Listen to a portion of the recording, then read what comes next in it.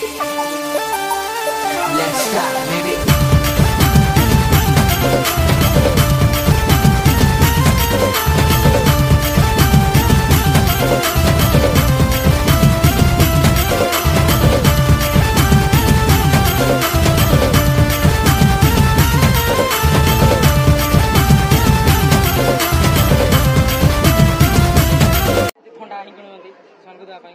थंडा पी सारा बोतल के दिन पानी रखिकिना जदि भी स्मेल है कि जदि भी लेपा चेपा होगा पकई देते पकईदेवा द्वारा कौन होना सर सॉइल पॉल्यूशन हो sir water pollution air pollution सबू पॉल्यूशन मुख्य कारण हो सर गोटे प्लास्टिक सर ये प्लास्टिक द्वारा सब ही पॉल्यूशन हो सर रिसेंटली गोटे खबर शुणुवे सर दिल्ली में सर ऑक्सीजन नहीं बोली ऑक्सीजन सिलिंडर धरिक बुलूले सर आउ गोटे खबर सर गंगा नदीर बैंक रे हजार हजार पानी बोतल पड़ी जहाँकि आम ये पानी बोतल टाक न पकई घरे रखा द्वारा कौन हो स्टोर करवा स्टोर कले जिते बड़े यार अधिक परिमाण अधिक एकाठी जोड़ी सेलोटेप द्वारा या जॉइंट करवा जदि भी सेलोटेप नहीं हेले पुराना दौड़ी रे जॉइंट करवा देखो या गोटे पटा लगे पटा लगे स्क्रू फिटिंग करवा फोम तो नॉर्मली घरे ही अच्छी गोटे चेयर किनले आज्ञा के चेयर किनले 700 ରୁ 1200 टका पड़ुची हेले एटा गोटे चेयर वाला यूज हम देखो एटा जीरो कॉस्ट रे आम केमी यूज करवा सर आप चाहिए भी बसी पारे बसन सर किसी हेनी तो भागी लगे तू दई सर ना सर बसन किसी हो सेतबेले आम पानी देले यार सब कटक गुड़ा यही मृत्तिका चली आमर जो उद्यान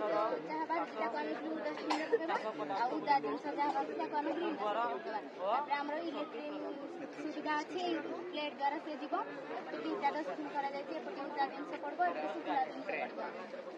इलेक्ट्रोनिक जहाँ बाहर आम पकड़ इलेक्ट्रोनिक जहाँ बाहर आम रिसाइकल करमी बोतल ठंडा किचुआ बोतल रिसाइकल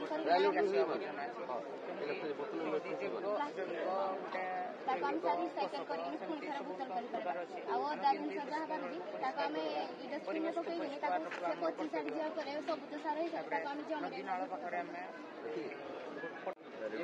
नादाजनिया तरल आवर्जना ग्यास आवर्जना कठिन आवर्जना दिन पानी हांडी प्लास्टिक पकईदे तरल सॉइल तरल आवर्जना कल कारखाना परिष्कार फल ग्यास आवर्जना प्लास्टिक गाड़ी मोटर जानवाहन दिल्ली गोटे केस होता ऑक्सीजन सिलिंडर जलक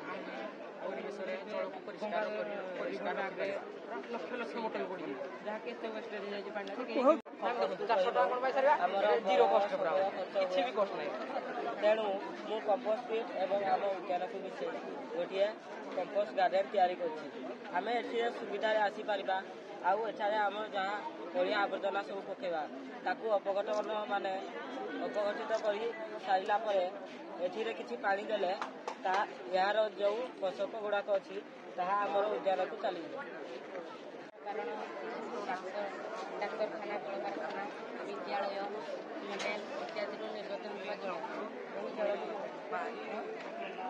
इत्यादि निर्गत होता जल कंटेनर साहाଯ୍ୟରେ आम संग्रहित करवा वाटर पंप साहाଯ୍ୟରେ आम विभिन्न स्तर प्रभावित करवा प्रथम स्तर है बड़ बड़ पत्थर रबेल्स दूषित जल भाषमान अवस्था कुटा काठी को छाड़ी थाए द्वितीय स्तर है छोट छोट बाली बरड़ा दूषित जल माटी बाली और मध्यम धरण कुटा काठी को से छाड़ी थाए तृतीय स्तर है यह काठंगार आपको काठंगार कहुए रंग स्वाद गंध दूर हो जाए और चतुर्थ स्तर है बाली बाली जीवाणु छोट छोट धूलिकणा छोट छोट अंडा एवं पश्चिम स्तर तैल पदार्थ बैक्टेरिया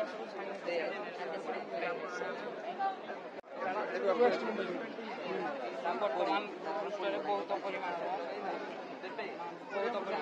ବର୍ଜ୍ୟ ବସ୍ତୁ ପଡ଼ି ରହୁଛି ବର୍ଜ୍ୟ ବସ୍ତୁ ପଡ଼ି ରହିବା ଫଳରେ ପରିବେଶ ପ୍ରଦୂଷଣ ହେଉଛି ବର୍ଜ୍ୟ ବସ୍ତୁକୁ ଆମେ ପରିଚାଳନା କରିବା ପାଇଁ ଏକ ପ୍ରୋଜେକ୍ଟ ତିଆରି କରୁଛୁ ଯାହାଫଳରେ ଆମେ ସାର୍ ଗୋଟିଏ ସ୍ମାର୍ଟ ପ୍ରଯୁକ୍ତିବିଦ୍ୟା ଲଗାଇ ଗୋଟିଏ ଡଷ୍ଟବିନ୍ ତିଆରି କରୁଛୁ। ଯେଉଁ ଡଷ୍ଟବିନ୍ରେ କି ଆମେ ସେନ୍ସର ଲାଗିଛି, ଡଷ୍ଟବିନ୍ ଆଗରେ ଆମେ ଯଦି କୁକୁଡ଼ା କାଗଜରେ ଠିଆ ହେବା, ହାତ ଦେଖାଇବା, ତାର ଡଷ୍ଟବିନ୍ର ଗେଟ୍ଟି ଆପେ ଆପେ ଖୋଲିଯିବ। ତାପରେ ଡଷ୍ଟବିନ୍ଟି ତାପରେ ଡଷ୍ଟବିନ୍ରେ ଅଳିଆ ଆବର୍ଜନା ପକାଇଲା ପରେ ଡଷ୍ଟବିନ୍ର ଡଟି ଆପେ ଆପେ ବନ୍ଦ ହେଇଯିବ। ଯାହାଫଳରେ ସାର୍ ଆମେ ଗୋଟିଏ ଡଷ୍ଟବିନ୍ ମାନେ ତ ଅଳିଆ ଆବର୍ଜନା ଭରପୁର ଥିବ, ସେଥିପାଇଁ କୌଣସି କିଛି ବ୍ୟକ୍ତି ସେଥିରେ ହାତ ମାରିବା ପାଇଁ ବାରଣ କରନ୍ତି। ସେଥିପାଇଁ ଏହି ପ୍ରଯୁକ୍ତି ଫଳରେ କୌଣସି ଲୋକ ହାତ ନ ଦେଇ ମଧ୍ୟ ଦେଖାଇବା ମାତ୍ରେ ସେ ଡୋର୍ ଖୋଲିବ, ପକାଇ ଦେଇପାରିବା ପାଇଁ ସେମାନେ ମଧ୍ୟ ଆଗ୍ରହ ପ୍ରକାଶ କରିବେ। କଷ୍ଟଲି ମ୍ୟାନେଜମେଣ୍ଟ ଯେଉଁଟାକି ଆମେ ବର୍ଜ୍ୟବସ୍ତୁ ପରିଚାଳନା କରିପାରିବା। ସାର୍ ଏଠି ଆମର KFC ଏବଂ ଡୋମିନୋସ୍ ରହିଛି, ଯେଉଁଟା ହେଲା 2ଟି ରେଷ୍ଟୁରାଣ୍ଟ। ସେଥିରୁ ଆମେ ଆଜିକାଲି ତ ବହୁତ ବର୍ଜ୍ୟବସ୍ତୁ ଆମେ ଏଣେତେଣେ ପକାଉଛନ୍ତି, ତାକୁ ମ୍ୟାନେଜମେଣ୍ଟ କରିବା ପାଇଁ ପ୍ରୋଜେକ୍ଟ ମୁଁ ତିଆରି କରିଛି। ସାର୍ ଏଠି ଅଛି ଆମର ୱେଟ୍ ୱେଷ୍ଟ, ଯେଉଁଟାକି ସାର୍ ଆମର ଓଦା ୱେଷ୍ଟ ବର୍ଜ୍ୟବସ୍ତୁ ଏବଂ ଡ୍ରାଇ ୱେଷ୍ଟ, ଯେଉଁଟା ଆମର ଶୁଖିଲା ବର୍ଜ୍ୟବସ୍ତୁ, ତାକୁ ସାର୍ ଆମେ ପକାଇବା। ତାପରେ କନଭର ବେଲ୍ଟ ସାହାଯ୍ୟରେ ଆମେ କଣ୍ଟେନରରେ ପଡ଼ିବ। ତାପରେ ତାକୁ ସାର୍ ଆମେ ୟୁଜିଂ ପାଇଁ ବିଭିନ୍ନ ପ୍ରକାର ରହିଛି, ଯେପରିକି ୱେଷ୍ଟ କ୍ରସର, ଯେଉଁଟା ଆମର ସଲିଡ୍ ୱେଷ୍ଟ ଗୁଡ଼ାକ କ୍ରସ୍ ହେବ। ତାପରେ କ୍ରସିଂ ସାରିଲା ପରେ ତାକୁ ଆମେ ନେଇ ରୋଡ଼ କାର୍ଯ୍ୟରେ ଆମେ ତିଆରି କରିପାରିବା, ରୋଡ଼ରେ ବ୍ୟବହାର କରିପାରିବା। ଏବଂ ୱେଟ୍ ୱେଷ୍ଟ ଗୁଡ଼ାକ ଆମେ ନେଇ ଗ୍ୟାସ୍ ପ୍ଲାଣ୍ଟରେ ତାକୁ ସବୁ ମିଶ୍ରଣ କରି ଆମେ ବାୟୋଗ୍ୟାସ୍, ଯେଉଁଟାକି ଆମେ ଇଲେକ୍ଟ୍ରି ମଧ୍ୟ ବାହାର କରିପାରିବା। ଏବଂ ସାର୍ ଗ୍ରୀନ୍ ୱେଷ୍ଟ ଆମେ ତାକୁ ଅର୍ଗାନାଇଜ୍ ଫର୍ଟିଲାଇଜର ଫାର୍ମରେ ଆମେ ବ୍ୟବହାର କରିପାରିବା। ଏବଂ ସାର୍ ଆମର ଏଠି ଅଛି ଡଷ୍ଟବିନ୍, ଯେଉଁଟାକି ଆମର ଇଲେକ୍ଟ୍ରୋନିକ୍ସ ବର୍ଜ୍ୟବସ୍ତୁ, ଯେଉଁଟା ଆମେ ଏଥିରେ ପକାଇଲେ ତାକୁ ଆମେ ପୁନଃବ୍ୟବହାର ପାଇଁ ଆମେ ତାକୁ ନେଇ ଯାଇପାରିବା। ଏବଂ ସାର୍ ଆଜି ଏଠି ଅଛି ବୋଟଲ ଡଷ୍ଟବିନ୍, ଯେଉଁଟାକି ଆଜିକାଲି ତ ବହୁତ ବୋଟଲ ୟୁଜ୍ କରୁଛେ, ପ୍ଲାଷ୍ଟିକ୍ ବୋଟଲ, ତାକୁ ଆମେ ବୋଟଲ ଡଷ୍ଟବିନ୍ ପକାଇ ପାରିବା। ବନ୍ଦ କର।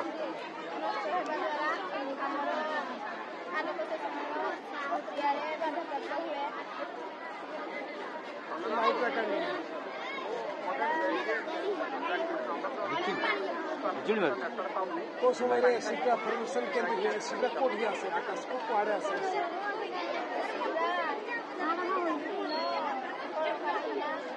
କଳକାରଖାନାରୁ ଏସିଡ୍ର ପଳାଏ ହାଇଡ୍ରୋକ୍ଲୋରିକ୍ ଏସିଡ୍? ନା ନାଇଁ, କଳକାରଖାନାରୁ କ'ଣ ଯାଏ?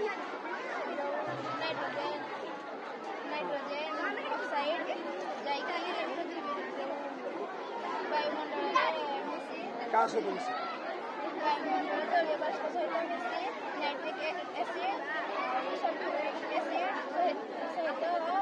ନାଇଟ୍ରସ୍ ଅକ୍ସାଇଡ୍ ମିଶିଲେ ସଲଫ୍ୟୁରିକ୍ ଏସିଡ୍ ହେବ, ସଲଫର ଡାଇଅକ୍ସାଇଡ୍ ମିଶିଲେ ଯାଇକି ସଲଫ୍ୟୁରିକ୍ ଏସିଡ୍ ହେବ।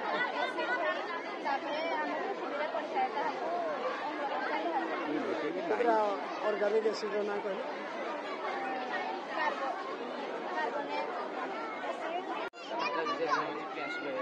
ମୋର ଏଇ ପ୍ରକଳ୍ପର ନାମ ହେଉଛି ସ୍ମାର୍ଟ ଟ୍ରାନ୍ସଫର୍ମେସନ୍। ଏଠାରେ ଏଇ ପ୍ରକଳ୍ପଟିକୁ ଆପଣମାନଙ୍କୁ ସୂଚିତ। ଏଠାରେ ଆମେ ସହରରେ ଥିବା ପରିବହନ ଗୁଡ଼ିକର ଆଧୁନିକ ଏବଂ ଉନ୍ନତ କରିବାକୁ ଏହି ପ୍ରକଳ୍ପଟି ମୁଁ ତିଆରି କରିଛି।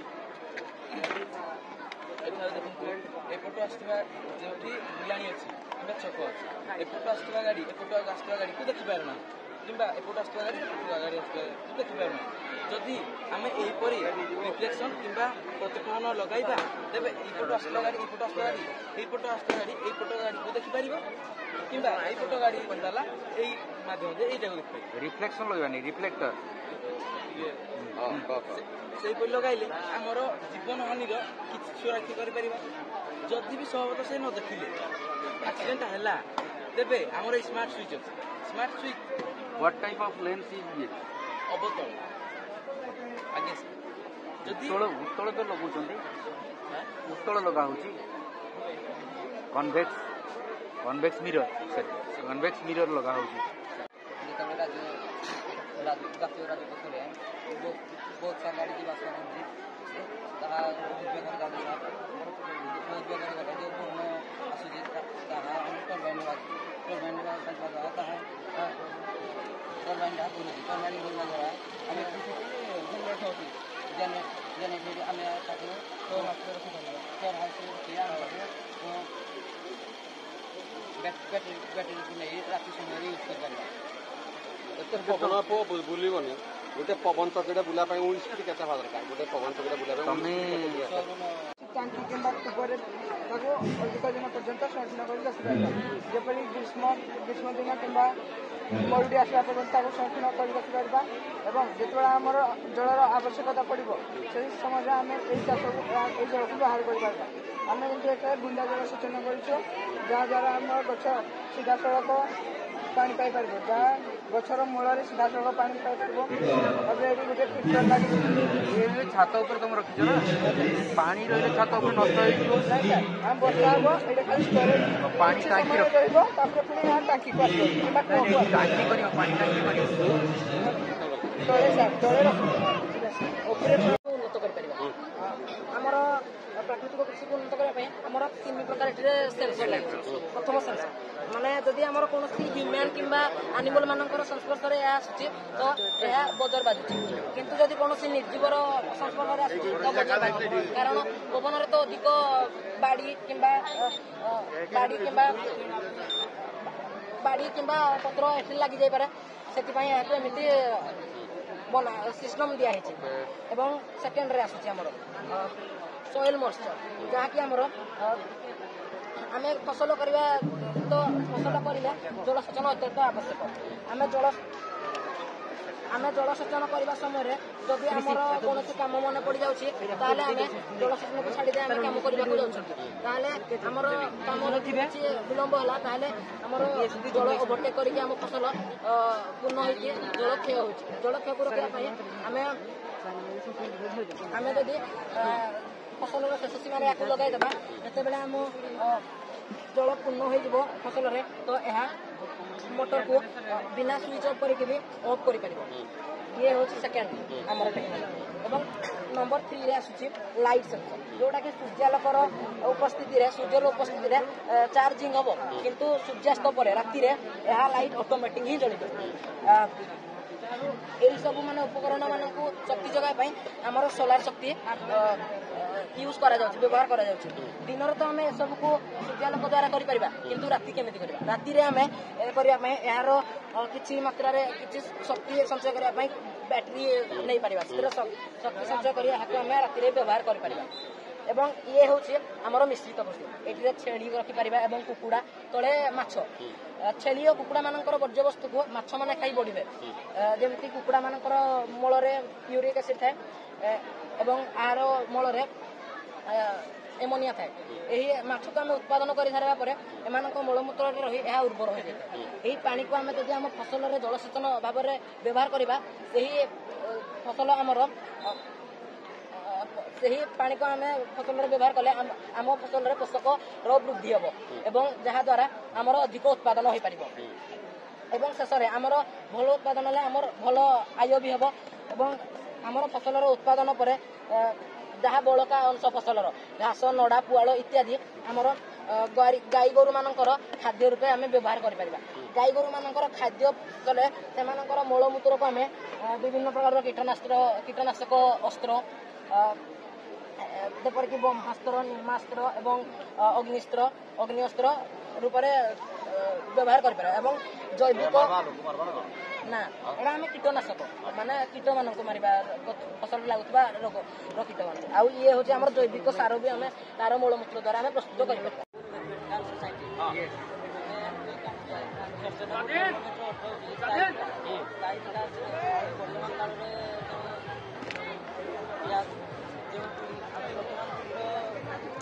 ପୂରଣ କରିବା ସହିତ ଆମେ ଭବିଷ୍ୟତ ପାଇଁ କିଛି ମଧ୍ୟ ସଞ୍ଚୟ କରି ରଖିବା। ଆମେ ସେଥିପାଇଁ ଏହି ପ୍ରୋଜେକ୍ଟ ମାଧ୍ୟମରେ ଆମେ ଆୟତକ୍ଷେତ୍ରର ଗୋଟେ ବିଜୟ କରିଛୁ ଯେଉଁଥିରେ ଆମେ ସୂର୍ଯ୍ୟକିରଣ ଦ୍ୱାରା ଏଗ୍ରିକଲଚର କରିପାରୁଛୁ। ଆମେ ସୂର୍ଯ୍ୟକିରଣ ଦ୍ୱାରା ଦିନ ବେଳେ ଆଲୋକ ବ୍ୟବହାର ନ କରି ସୂର୍ଯ୍ୟକିରଣକୁ ବ୍ୟବହାର କରୁଛୁ। ଆମେ ଏହି ପ୍ରୋଜେକ୍ଟ ଦିନ ବେଳେ ସୂର୍ଯ୍ୟକିରଣ ବ୍ୟବହାର କରୁଛୁ। ବିଦ୍ୟୁତ୍ ଜଳ ତାପରେ ଆମେ ଟ୍ରାଙ୍ଗୁଲାର ହାଉସ୍ ବନେଇଛୁ ଯେଉଁଥିରେ ଆମେ କମ୍ କ୍ଷେତ୍ରଫଳ ବିଶିଷ୍ଟରେ ବହୁତ ଲୋକ ବସବାସ କରିପାରିବୁ। ତାପରେ ଆମେ ଏକ କଲଚରାଲ ହେରିଟେଜ୍ ପ୍ରସ୍ତୁତ କରିଛୁ ଯେଉଁଥିରେ ଆମେ ପୂର୍ବ କାଳରେ ଘଟିଯାଇଥିବା କଥାକୁ ମନେ ପକାଇବା ପାଇଁ ଆମେ ଏଇ ଜିନିଷକୁ ବନେଇଛୁ ଯେମିତିକି ଏଇ ଚକ୍ର ଚକ୍ର ଏଇ କୋଣାର୍କ ଚକ୍ରରେ ସୂର୍ଯ୍ୟ କିରଣ ପଡ଼ିଲେ ପୂର୍ବ କାଳରେ ସମୟ କହିବ ସମୟର ଅବଧିକୁ ଜଣାଏ। ଓକେ ଆମେ ଏଥିରେ ଦେଖିବ ସେ ସମୟରେ କହିଦେବ। ଆମେ ଏକ ରୋଡ୍ ପ୍ରସ୍ତୁତ କରିଛୁ ଯେଉଁଥିରେ ଆମେ ଟୋଟାଲ ସବୁ ଯାହାକି ଆୟତକ୍ଷେତ୍ର ତରଙ୍ଗ ସମକୋଣୀ ତରଙ୍ଗ ଇତ୍ୟାଦି ଆମେ ସୋଲାର ମଧ୍ୟ ୟୁଜ୍ କରୁଛୁ ଯେଉଁଥିରେ ଆମେ ଲାଭ କଣ ଚିତ୍ର କରି ଲାଭ କଣ ଆଶା କରେ ଯେଉଁ ବ୍ୟକ୍ତି ଚାକିରି